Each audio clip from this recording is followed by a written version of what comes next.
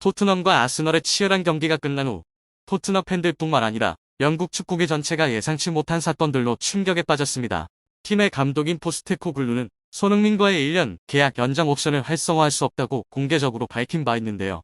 또한 손흥민이 세트피스 수비 문제를 지적했을 때 포스테코글루 감독은 나는 그 의견에 동의하지 않는다고 반박했습니다. 이러한 상황 속에서 토트넘 팬들과 축구계는 손흥민과 관련된 한 사건에 모든 관심을 집중하고 있습니다. 토트넘 내부 소식통에 따르면 손흥민은 코먼트리와의 경기 전 마지막 훈련에 참여하지 않고 중요한 만남을 위해 비밀리에 이동한 것으로 전해졌습니다.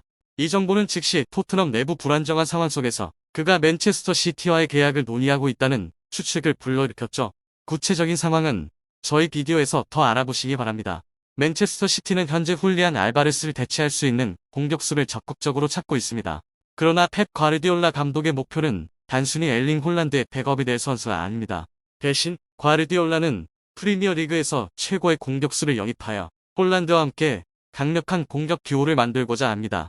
최근 손흥민이 토트넘에서 불만을 품고 있다는 소문이 돌고 있으며 이는 맨체스터 시티와 펩 과르디올라가 개입할 기회가 될 수 있는데요.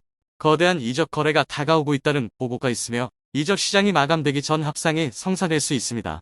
경험 많은 감독인 펩 과르디올라는 손흥민의 재능을 누구보다 잘 알고 있습니다. 그는 손흥민 같은 재능 있는 선수가 토트넘의 패배로 희생양이 되는 것이 매우 부당하다고 생각합니다. 매 시즌마다 토트넘의 성적이 기대에 미치지 못하고 손흥민이 잠시 골을 넣지 못할 때마다 그는 토트넘 팬들과 언론의 비난 대상이 되어 왔습니다.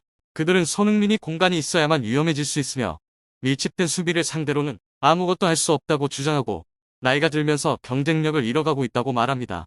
하지만 손흥민은 그런 비난을 받을 때마다 자신의 가치를 골로 증명하며 모든 비난을 잠재웠죠. 손흥민은 단순한 득점 능력을 가진 선수일 뿐만 아니라 지치지 않고 팀을 위해 싸우는 전사입니다. 이러한 면모는 동료들과 세계 최고의 감독들에게 존경과 찬사를 받게 했습니다. 펩 과르디올라는 손흥민이 토트넘보다 더 나은 곳에서 뛰어야 하며 그곳에서 자신의 재능을 최대한 발휘하고 불필요한 압박을 받지 않아야 한다고 믿고 있습니다. 그리고 물론 맨체스터 시티는 손흥민이 자신을 충분히 발휘할 수 있는 적절한 팀입니다. 손흥민을 영입하는 것은 맨체스터 시티의 공격력을 강화할 뿐만 아니라 펩 과르디올라에게 새로운 전술적 기회를 제공할 것이죠. 손흥민의 뛰어난 움직임, 속도, 기술은 엘링 홀란드와의 이상적인 파트너십을 만들며 어떤 상대도 쉽게 막을 수 없는 강력한 공격진을 형성할 것입니다. 손흥민과 홀란드의 조합은 맨체스터 시티의 공격을 유연하고 다재다능하게 만들어 과르디올라 감독이 항상 찾고 있던 이상적인 공격 형태가 될 것입니다. 현재의 상황을 보면 손흥민이 맨체스터 시티로 이적하는 것은 단지 시간 문제일 수 있습니다. 이는 맨체스터 시티에게는 물론 손흥민에게도 큰 이득이 될 것이며 그가 토트넘에서 받았던 불필요한 압박에서 벗어나 새로운 환경에서 자신의 잠재력을 완전히 발휘할 수 있는 기회를 제공할 것이죠. 최근 영국 축구계에서 화제를 불러일으킨 사건이 하나 있었습니다. 손흥민은 브렌트포드에게 배우기 위해 토트넘 내부 회의에 참석하지 않아 그의 미래에 대한 많은 추측을 불러일으켰습니다. 토트넘 경영진의 공식 발표에 따르면 손흥민은 바쁜 일정으로 인해 훈련에 불참했다고 합니다. 그러나 영국 언론은 다른 견해를 제시하며 이번 불참이 맨체스터 시티와의 이적 협상과 관련이 있을 수 있다고 추측했습니다. 언론 보도에 따르면 손흥민은 토트넘이 연속으로 챔피언스 리그 진출에 실패한 것에 크게 실망하며 자신의 미래를 고민하기 시작했는데요. 손흥민은 토트넘에 대한 애정을 꾸준히 보여왔지만 챔피언스 리그에 2시즌 연속 출전하지 못하는 것은 큰 충격이었을 것입니다.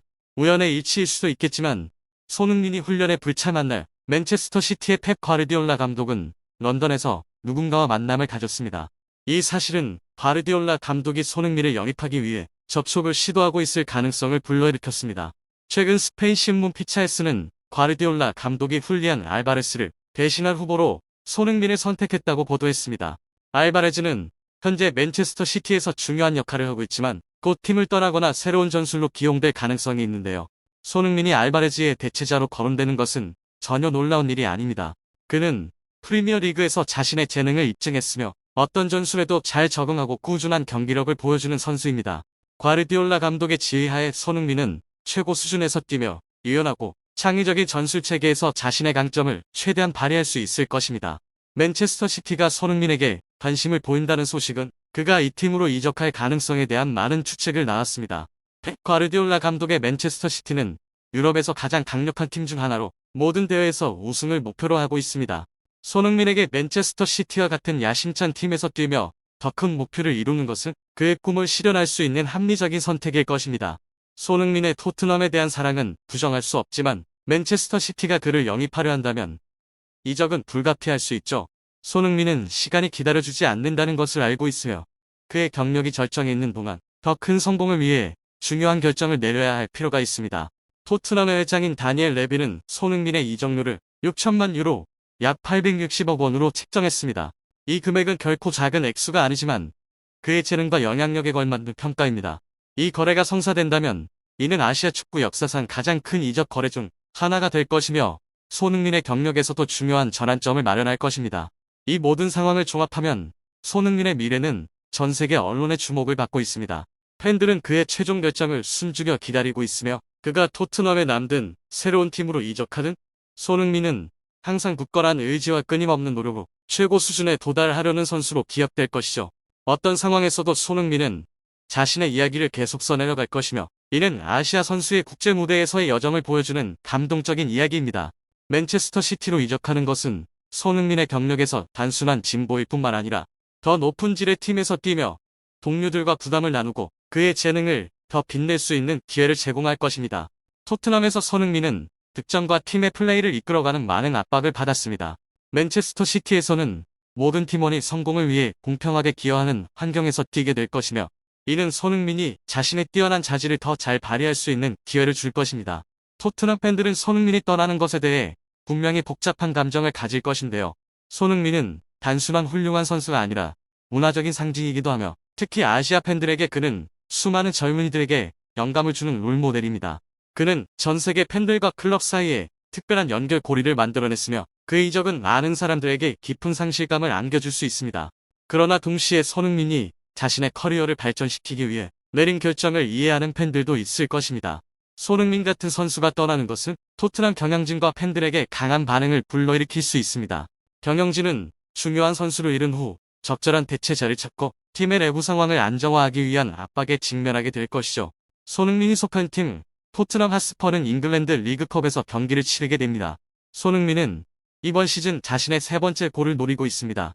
토트넘 핫스퍼는 지난 19일 카라바오컵에서 2부 리그팀인 코번트리 시티를 상대로 2대1의 극적인 승리를 거두며 16강에 진출했습니다. 그러나 이번 경기에서 안제 포스테코글루 감독의 전술적 한계가 드러났다는 비판이 많았습니다. 실제로 경기 중 몇 차례 1대1 상황이 발생하기도 했죠. 수비 라인을 높게 유지하고 측면 수비수들 지나치게 공격적으로 나선 것이 결국 실점으로 이어졌습니다. 토트넘의 양쪽 측면 수비수들이 모두 전방으로 올라가면서 후방에 큰 공간이 생겼고 이 상황에서 토트넘의 오른쪽 수비수 아치그레이가 중앙으로 치우친 사이 코번트리는 빠르게 오른쪽 측면의 빈 공간을 공략해 크로스를 올려 손쉽게 골을 넣었습니다. 후방에서 빌드업을 할 때에도 토트넘은 어려움을 겪었습니다. 더 애슬레틱에 따르면 토트넘의 경영진은 미켈 아르테타 감독을 지지했던 아스널처럼 포스테코글루 감독에게도 인내심을 가지고 있다고 합니다. 과거 조세 무리뉴와 안토니오 콘테 감독 체제에서는 토트넘이 소극적인 수비 전술로 비판을 받았던 바 있습니다. 포스테코글루 감독은 자신의 전략에 대해 여전히 자신감을 가지고 있습니다. 최근 기자회견에서 그는 보통 두 번째 시즌에는 우승한다는 시즌 전 발언을 다시 한번 언급했죠. 실제로 그는 과거 다양한 팀에서 두 번째 시즌에 많은 우승을 차지한 경력을 가지고 있습니다. 그러나 현재의 경기력을 보면 토트넘이 우승 경쟁을 할 수 있을지 확신하기 어렵습니다. 2024-2025 프리미어 리그 시즌이 4라운드까지 진행된 시점에서 토트넘은 1승 1무 2패로 13위에 머물고 있습니다. 포스테코글루 감독이 자신의 전술을 고수할지 아니면 변화를 시도할지는 토트넘의 이번 시즌 성적을 좌우할 중요한 요소가 될 것입니다.